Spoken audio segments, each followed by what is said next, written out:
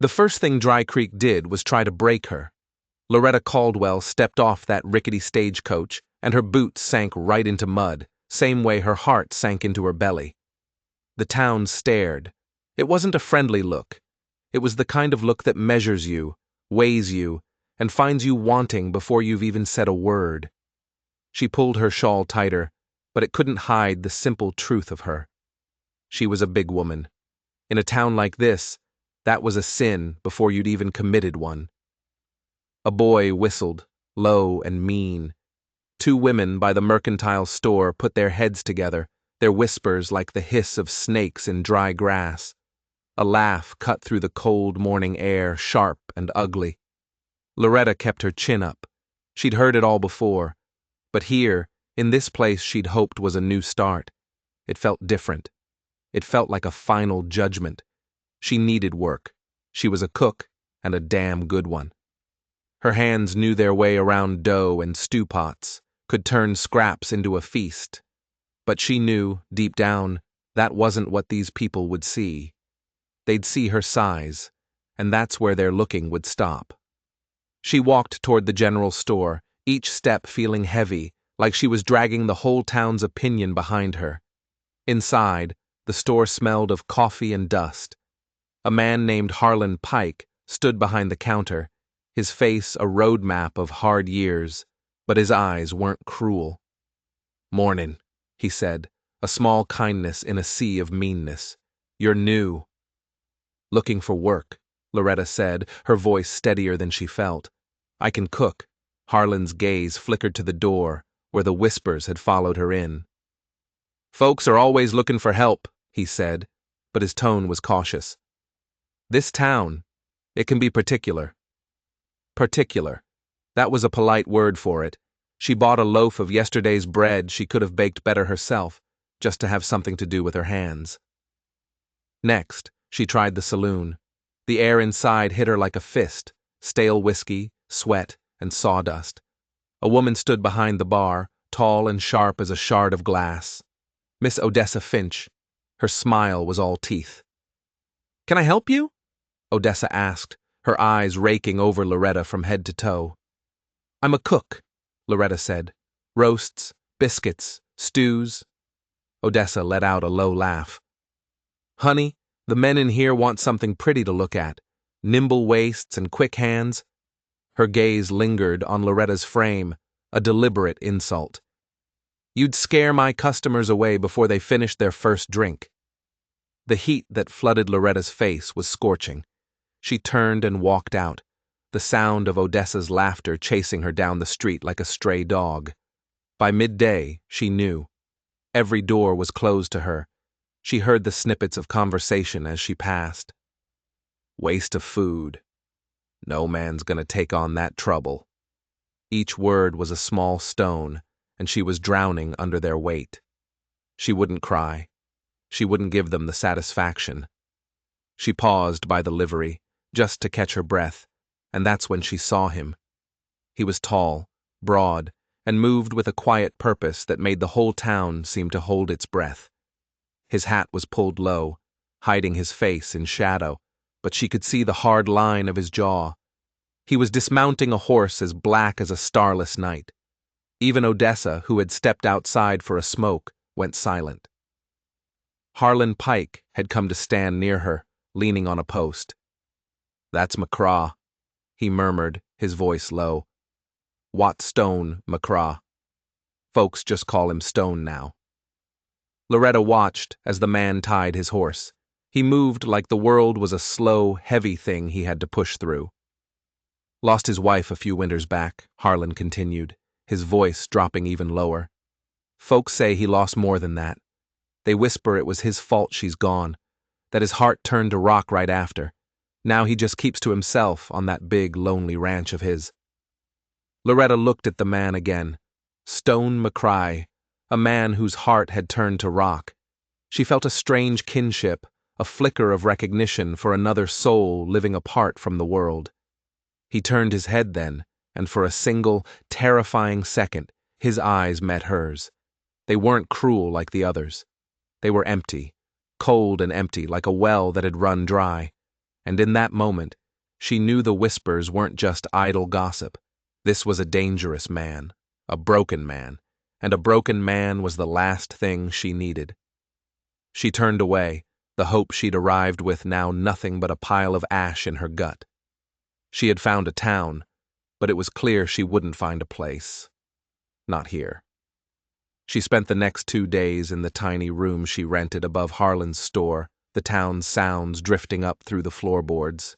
Odessa's sharp laugh, the clatter of wagons, the constant low hum of judgment. She cooked for herself, filling the small room with the scent of biscuits and ham, a lonely feast that only made the emptiness in her chest feel bigger. She tried 2 more ranches on the edge of town. The rejections were kinder, but they were rejections all the same. One woman smiled a thin, pitying smile and said, "We need someone the men won't mind looking at." By the 3rd day, she was done. Defeated. She sat on the porch outside Harlan's store, her basket of cooking tools resting at her feet like a tombstone. She was just gathering the will to figure out how to pay for a stagecoach ride to anywhere but here when the sound of a slow-moving horse made her look up. It was him. Stone McCraw. He rode in on his black horse, a silent storm of a man. He dismounted and started loading supplies, not saying a word to anyone. His face was a mask, impossible to read. But then his gaze swept the porch, and it landed on her. And this time, he didn't look away. His eyes stayed on her, steady, measuring. Not cruel, not kind, just watching. Her heart started a frantic drum against her ribs. Every sane part of her screamed to stay quiet, to let him pass. This was a man haunted by whispers, a man with a heart of stone. Getting involved with him was asking for a different kind of trouble, but she was desperate, and desperation makes you do foolish things. Before she could stop herself, she stood up. The words tumbled out of her, trembling but determined. "Sir," she said, her voice shaking just a little. I can cook. You won't have to look at me much if you don't like the sight." The world seemed to stop. Harlan froze with a sack of flour in his arms. The air grew thick and heavy. Stone McCraw just stared at her, his pale eyes unblinking. She could feel the whole town watching, waiting for him to laugh, to dismiss her, to crush the last bit of hope she had. He was a man who'd lost everything, a man people said was dangerous, and she had just made herself his business. He stared at her for what felt like an eternity. The silence was so deep, she could hear the blood rushing in her ears. His face gave nothing away. It was carved from granite, weathered by a private grief she couldn't possibly understand. The whispers about his dead wife echoed in her mind. His fault. His fault. Finally, he spoke. His voice was low and rough, like stones grinding together.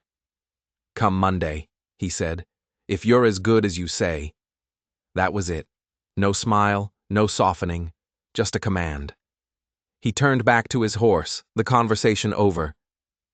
But for Loretta, the air had changed. A door had cracked open in a wall she was sure was solid rock. She nodded once, clutching her basket to her chest, so hard her knuckles turned white. Behind her, Harlan let out a small, shocked cough. Loretta watched him ride away, a tall, dark figure vanishing into the pale light. Hope, that fragile, stupid thing, began to press against the inside of her ribs. But as she stood there, a movement in the saloon window caught her eye. It was Odessa Finch, pulling back the curtain just enough to watch, a thin, knowing smile on her painted lips. The news would be all over town by sundown. Stone McCraw, the town pariah, had hired the big new girl. Loretta had a feeling she hadn't just found a job. She'd walked straight into a war she didn't understand. The days leading up to Monday were a special kind of hell. Loretta stayed in her room, cooking, because it was the only thing that kept her hands from shaking. The smells of baking bread and simmering beans were her only comfort, a small warmth against the cold certainty that she'd made a terrible mistake. Down below, the town of Dry Creek buzzed with her name. She was a story now, a spectacle. She'd hear the whispers when she dared to go out for water. Stone McCraw hiring her? Lord, the man must be truly broken. Heard he likes 'em big. Maybe that was the problem with his first wife. The mention of his dead wife always came with a smirk, a dark insinuation that twisted Loretta's stomach into a knot.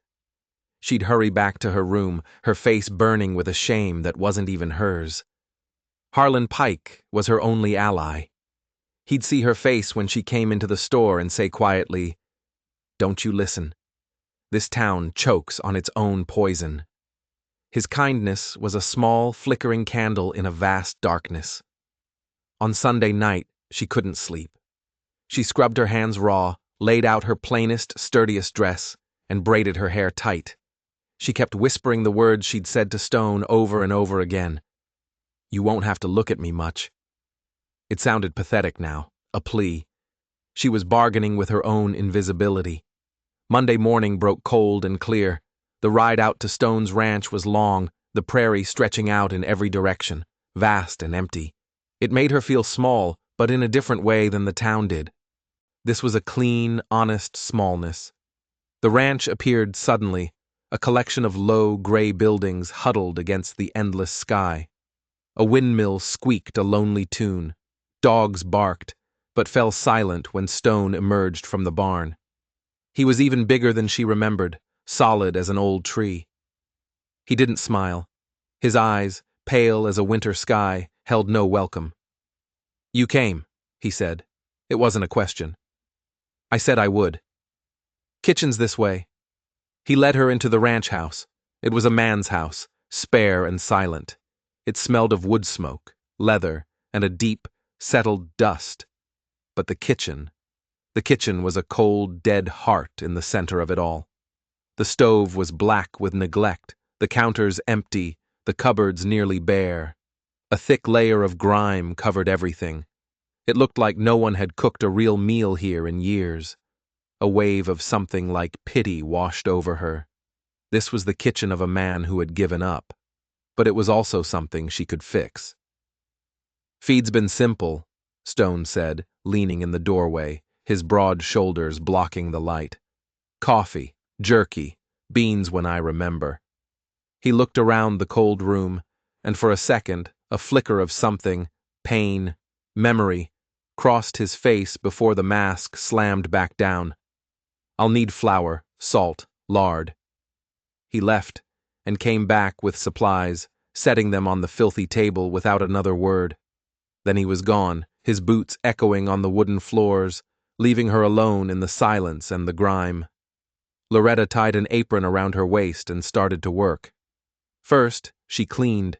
She scrubbed and scoured, chasing away the ghosts of neglect. Then she cooked. Flour sifted like a soft cloud. Dough came to life under her hands. The stove, which had been cold for so long, roared back to life, and soon the kitchen was filled with the scent of baking bread and simmering beans. The house began to feel less like a tomb and more like a home. She was so lost in her work, she didn't hear him come back. He was just standing in the doorway, holding a mug of coffee, watching her. His eyes moved from the loaves of bread cooling on the counter to the pot bubbling on the stove. "You work fast," he said. "It's what I know." He hesitated for a moment, as if he wanted to say something else, but then he just nodded and left. Later, though, when she went to get more wood for the stove, she found a fresh pile neatly stacked by the door. Not mentioned, just done. The days found a rhythm. Loretta cooked for Stone and his handful of ranch hands. There was Redbuck, a young man with a quick grin, Tommy Crow, a quiet man who rarely spoke, and Nate Hollis, a boy barely old enough to shave. They were wary of her at first, their eyes full of the same judgment she'd seen in town. But her cooking changed that. Hunger, she learned, was a powerful thing. It could make a man forget his prejudices, at least for a little while. By the third morning, Tommy Crow, the quiet one, actually tipped his hat to her and said, "Ma'am, these biscuits are the best I ever had." Stone remained a man of few words. but his silences were changing. They were less like walls and more like empty spaces. He sharpened her dullest knives without being asked. He fixed a squeaky hinge on a cupboard door. One evening, he came in from the range and set a small bunch of wild herbs on the counter. "For stew," he muttered, and walked away. Each small act was a message, a quiet acknowledgement. But the peace of the ranch was a fragile thing. The poison from town always found a way to seep in. One afternoon, Red Buck came back from a supply run, his face grim. "Odessa Finch is at it again," he said, trying to sound casual. "She's telling everyone that Stone hired himself a hog to fatten up his cattle. He wouldn't meet her eyes. Says you'll eat well, 'cause he'll keep you in the kitchen and out of sight." The words hit Loretta like a physical blow. She kept stirring the stew, her knuckles white on the spoon. Her hands were trembling. That night, in her small room off the kitchen, she stared at the wall and felt the familiar shame wash over her. She was a joke. A fat woman hidden away on a broken man's ranch. She should leave. She should leave before she brought any more ridicule down on Stone. She owed him that much. Her bag was half packed when a soft knock came at her door. It was late, well past midnight. Her heart hammered in her chest. She opened the door a crack. Stone stood there, a silhouette in the pale moonlight. He didn't look angry or embarrassed. He just looked steady. "Need anything for the supply run tomorrow?" he asked. She was so surprised, she could only shake her head. He studied her face for a long moment, his eyes unreadable in the dark. "Heard the talk," he said, his voice a low rumble. His jaw tightened, a barely perceptible shift. "Don't you let it run you off." Her throat was too thick to speak. No one had ever told her to stay before, not when faced with mockery. "They don't know you," he added, his voice even quieter.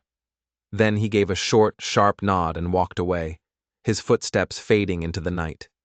Loretta closed the door, her heart pounding a wild, unfamiliar rhythm. His words weren't soft or kind, not really. They were hard. They were like him. They were made of stone. And they were the strongest thing she had ever had to hold on to. She unpacked her bag, but as she lay in the dark, a new, chilling thought entered her mind. What if the talk didn't run her off? What would Odessa do then? The woman's hatred felt personal, obsessive. It wasn't just about her size. It was about Stone. And a woman like Odessa wouldn't just give up. She'd escalate. The fight wasn't over. It had just begun. The ranch became Loretta's whole world, a world of flour dust, the smell of rising bread, and the vast, aching silence of the prairie. That silence was slowly being filled by small things, the scrape of her knife on the cutting board, the low murmur of the cowhands at the dinner table, and the sound of Stone McCraw's boots on the porch. He was a creature of habit, up before the sun, back after dark. He passed through the kitchen like a ghost, taking the coffee she left for him, eating the meals she prepared, his presence a heavy, constant weight. But the ghost was starting to take on flesh and blood. One morning, he spoke without being spoken to. "Sky looks like snow," he said, staring out the window, his coffee cup halfway to his lips. It was a simple observation, but from him it felt like a conversation. She began to learn him in the spaces between words. She saw the way his scarred hands were surprisingly gentle when he checked a horse's hoof. She saw the way he'd stare out at the empty prairie, his face a mask of a grief so profound it seemed to have carved the lines around his eyes. He never, ever spoke of his dead wife, Alara. But she was everywhere. In the empty rocking chair on the porch, in the small, faded patch of wildflowers growing by the fence, now choked with weeds, in the way he would sometimes stop cold in the hallway, as if listening for a footstep that would never come again. The house was haunted, and Loretta was cooking in the ghost's kitchen. Her cooking became her way of fighting the ghosts. She made stews so thick and hearty they chased the cold from a man's bones. She baked pies with fruit from the trees Alara must have planted, turning a bitter memory into something sweet. She was breathing life back into the house, one meal at a time. The cowhands, Redbuck, Tommy Crow, and Nate started to treat her not as a spectacle, but as a fixture, a necessary part of their lives. "Loretta," Redbuck announced one evening, his mouth full of her apple pie, "if you ever leave this ranch, we're all following you." Stone didn't offer praise like that. But one night, she made a roast chicken, browned to perfection, the skin crispy and salted just right. He took a bite, chewed slowly, and then he looked directly at her. "Good," he said. The single word landed with the weight of a sermon. It was more than praise. It was an admission. He was letting her in, just a crack. But every time a sliver of light appeared, the shadow of Dry Creek would fall across it. Tommy Crow, who rode into town for mail, brought the latest news. "It's Odessa," he said, twisting the brim of his hat in his hands. "She's not just talking anymore. She's telling a new story now." He hesitated. "What story?" Loretta asked, her stomach tightening. She's saying Stone's wife, Alara, wasn't happy out here. That Stone was a cold man, a hard man, that he drove her to despair." He finally looked at her, his eyes full of apology. "She's hinting that her fall from that ridge wasn't an accident. She's planting the idea that Stone might have pushed her." The air in the kitchen went cold. The beautiful, warm room she had created suddenly felt like a tomb again. This was why the town whispered. This was the dark heart of the rumor. It wasn't just that he was grieving. They thought he was a murderer. And he had hired her, another outcast, to hide away with him in his house of secrets. Was she just another part of his penance? Another strange creature for his collection of sorrows? That night, she couldn't stop thinking about it. The way he moved, his silences, his grief. Was it grief, or was it guilt?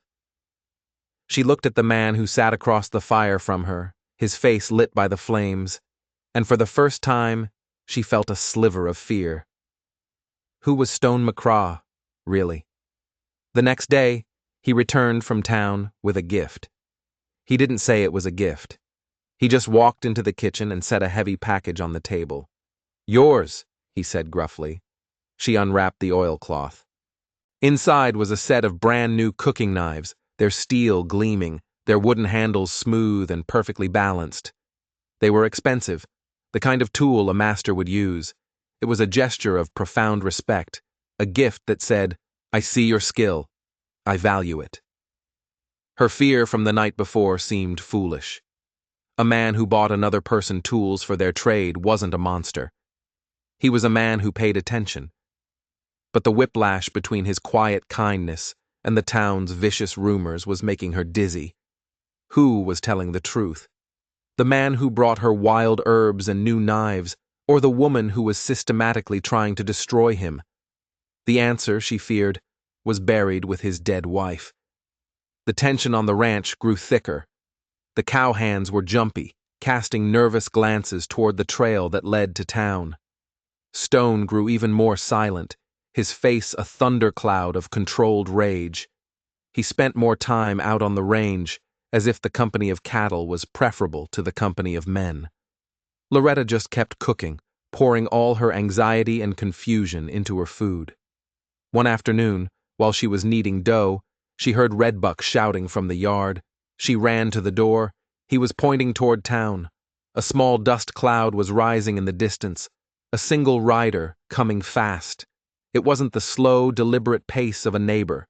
This was the hard, urgent gallop of bad news. The rider was Nate Hollis, his young face pale with panic.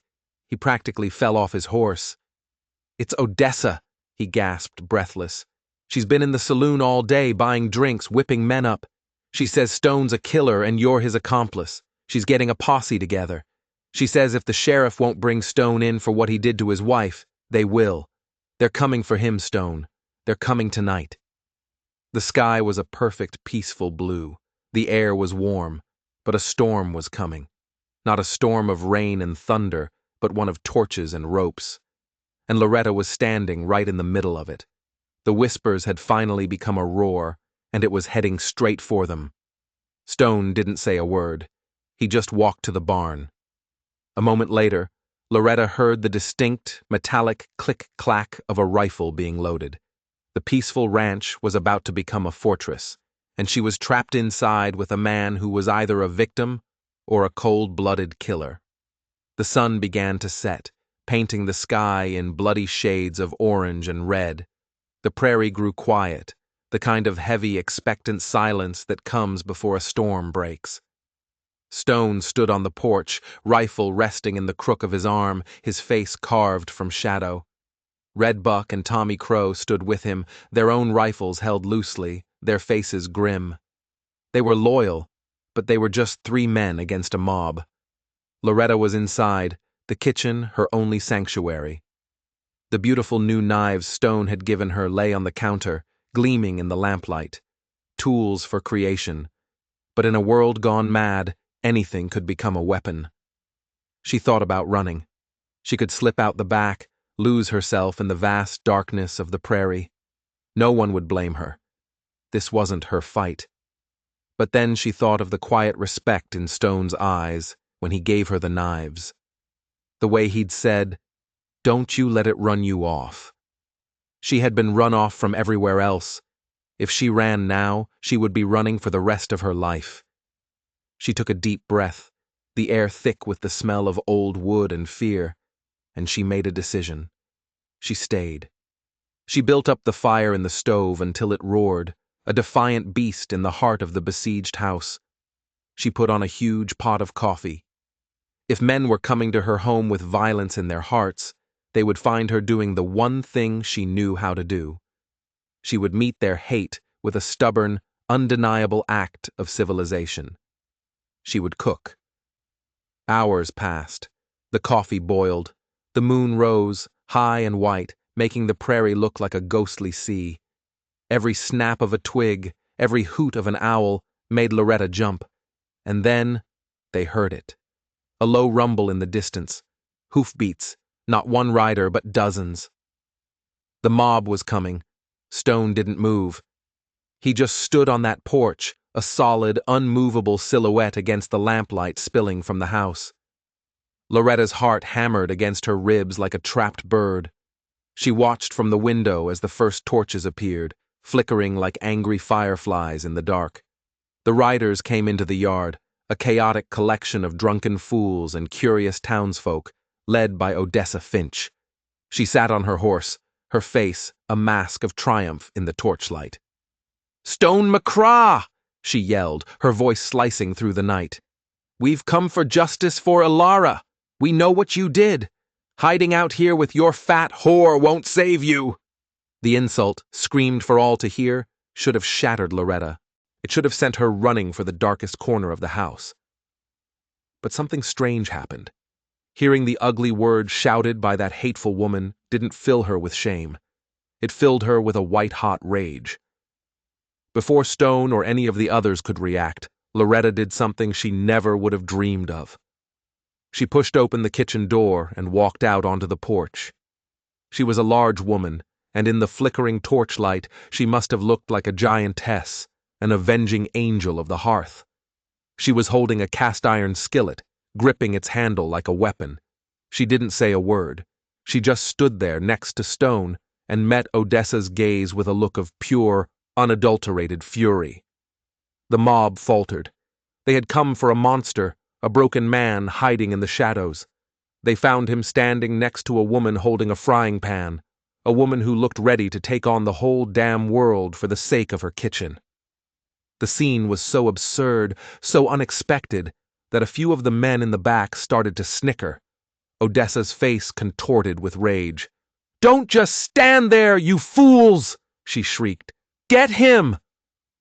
But just as a few of the drunker men started to dismount, another rider came galloping into the yard, pushing through the mob. "Hold on!" a voice shouted. "Hold on, I say!" It was Harlan Pike, the store owner. His face was pale, his eyes wide with a desperate urgency. He rode right up to the porch. "You've got it all wrong," he panted, looking from Odessa to the crowd. All of you, Stone didn't kill his wife. He's a liar! Odessa screamed. No, Harlan said, his voice gaining strength. The liar is you, Odessa. I know what happened to Alara. I know because I saw it. A dead silence fell over the yard. Every eye was on Harlan. Even Stone looked stunned. What did you see, Harlan? Stone asked, his voice a low, dangerous growl. Harlan swallowed hard, his gaze fixed on Odessa. I was out hunting that day, up on the ridge. I saw them. Alara and Odessa. They were arguing, screaming at each other. I hid, didn't want to get involved. His voice broke. Alara turned to leave. Her horse was right near the edge. Odessa picked up a rock and threw it at the horse's flank. Spooked it bad. The horse reared up, and Alara went over the edge. He was sobbing now. Odessa just watched her fall. Then she got on her horse and rode away. I was a coward. I was afraid of her, of what she might do, so I kept my mouth shut. But I can't keep quiet anymore. Not while you're trying to hang an innocent man. The mob was silent, their torchlit faces a mixture of shock and dawning horror. They all turned to look at Odessa. Her triumphant smile had vanished, replaced by a mask of pure reptilian panic. She was trapped. He's lying, she shrieked, her voice high and shrill. He's always been sweet on that dead little tramp. He's making it all up. But no one was listening to her anymore. The truth, once spoken, was a powerful thing. It settled over the crowd, heavy and undeniable.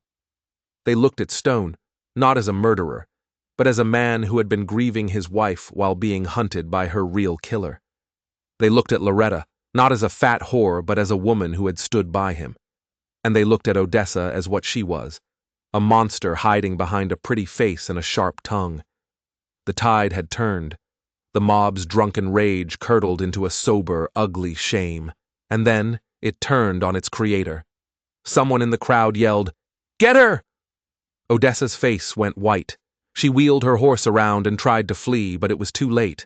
The very mob she had created now swarmed her, pulling her from her saddle. The hunter had become the hunted. Justice, it turned out, had finally come to Dry Creek. But it wasn't the justice anyone had expected. Sheriff Kane arrived a short while later, drawn by the commotion.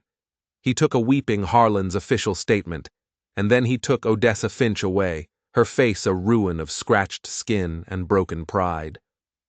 The mob dispersed quietly, shamefaced, melting back into the darkness they had come from. The yard was suddenly quiet again, littered with drop torches that hissed and died in the damp earth. In the aftermath, only Stone, Loretta, and the cowhands remained on the porch. The air was thick with unspoken things. The truth about Alara's death hung between them, a ghost finally laid to rest. Stone looked at Loretta, and for the first time she saw the stone in his eyes begin to crack. The cold, empty grief was still there, but it was joined by something else. Gratitude. Awe. He took a step toward her. He looked at the heavy skillet still clutched in her hand. A slow, rusty smile touched his lips. It was the first time she had ever seen him smile, and it transformed his face, chasing away years of shadow. "A frying pan," he said, his voice rough with emotion. Loretta looked down at it, as if seeing it for the first time. "It's what I had," she whispered. The great silent man, Stone McCraw, reached out and gently took the skillet from her hand, setting it down on the porch rail.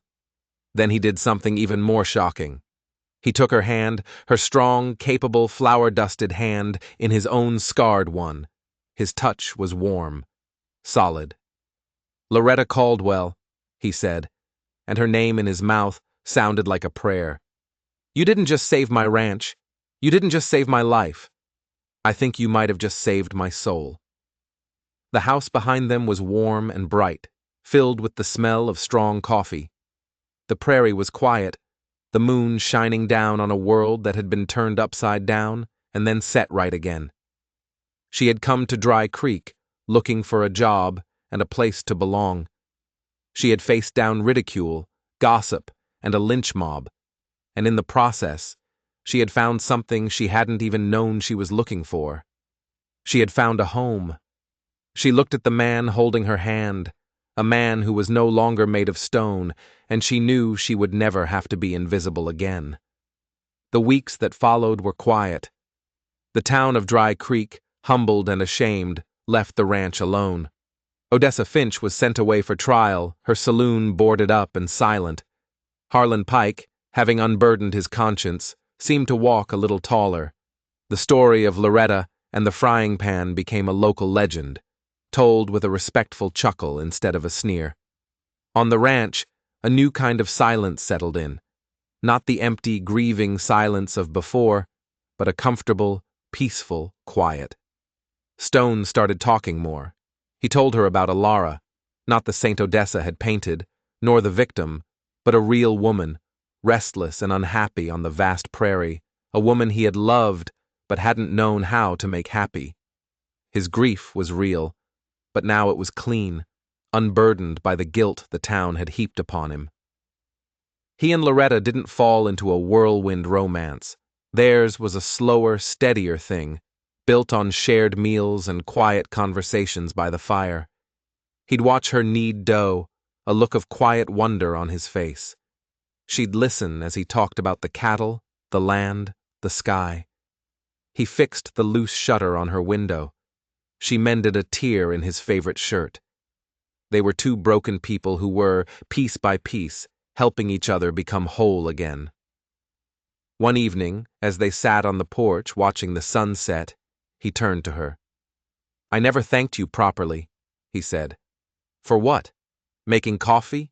Wielding a skillet?" She teased gently. "For staying," he said, his voice serious. "For seeing something in this place, and in me, worth staying for." "I saw a man who needed a good cook," she said, but her heart was full.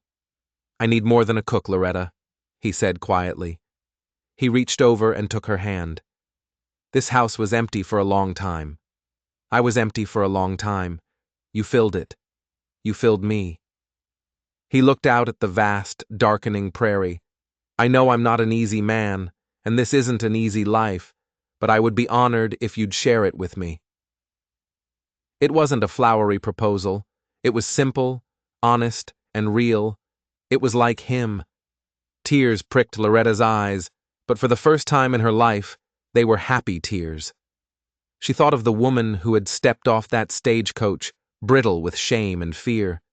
She had come to Dry Creek expecting to be broken. Instead, she had been forged into something stronger. "There's nothing I'd like more," she said. His rusty smile appeared again, and he squeezed her hand. They sat there for a long time, watching the stars come out, two people who had found each other in the loneliest place in the world. The prairie wind whispered through the eaves, and for the first time, it sounded like a love song. Loretta had learned that strength wasn't about the size of your body, but the size of your heart. And courage wasn't about not being afraid. It was about standing your ground, even if all you had to defend yourself with was a frying pan and a stubborn refusal to be broken. What do you think makes someone truly strong? Let me know in the comments below. And if you enjoyed this story of justice on the prairie, don't forget to hit that like button and subscribe for more tales of the unexpected.